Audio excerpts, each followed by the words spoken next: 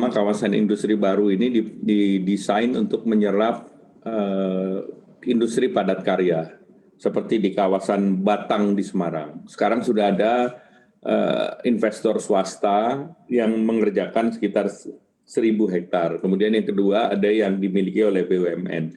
Perbedaannya antara swasta dan BUMN, kalau swasta kan pasti lahannya itu dijual. Kalau BUMN lahannya disewa, dan ini 5-10 tahun bisa dalam biaya sewa yang rendah, bahkan 5 tahun pertama bisa digratiskan. Nah, inilah yang kita ingin menarik dan berbicara dengan investor luar negeri agar bisa bersaing dengan Vietnam ataupun negara lain yang memberikan tanah gratis.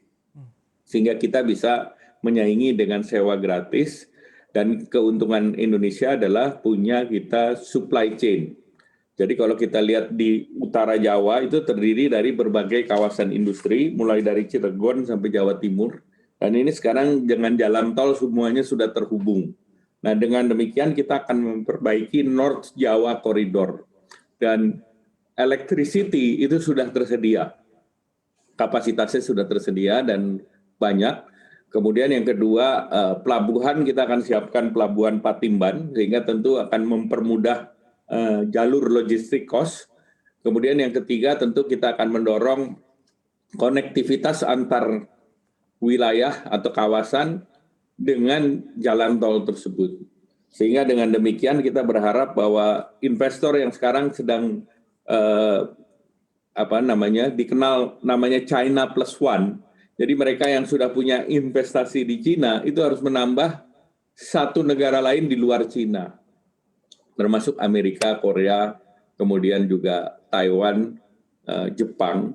Sehingga dengan demikian Indonesia berada dalam posisi yang kunci ataupun juga strategis untuk menyerap tersebut. Nah, khusus untuk mereka yang terkena PHK, pemerintah mempersiapkan program-program padat karya. Ada padat karya infrastruktur, padat karya pertanian, dan kita sedang melihat kemungkinan untuk mengembangkan semacam bendungan ataupun program pengaman pantai di utara Pulau Jawa.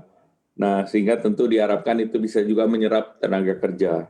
Sekarang ini tenaga kerja yang ter-PHK secara resmi datanya 2,1, yang dirumahkan sekitar 1,4 juta, dan pemerintah punya program yang namanya Prakerja, di mana dalam kartu prakerja itu sudah yang mendaftar sudah 13 juta dan yang sudah diterima sebesar 1,4 juta, dan targetnya adalah 5,6 juta. Sehingga dengan demikian berbagai program diharapkan bisa menjadi penyangga daya beli maupun untuk memberikan kesempatan kepada mereka yang terkena PHK untuk reskilling dan upskilling. Sehingga nanti ke depan dengan new normal dan new job mereka bisa menyesuaikan terhadap permintaan baru. Demikian Mas Erwin.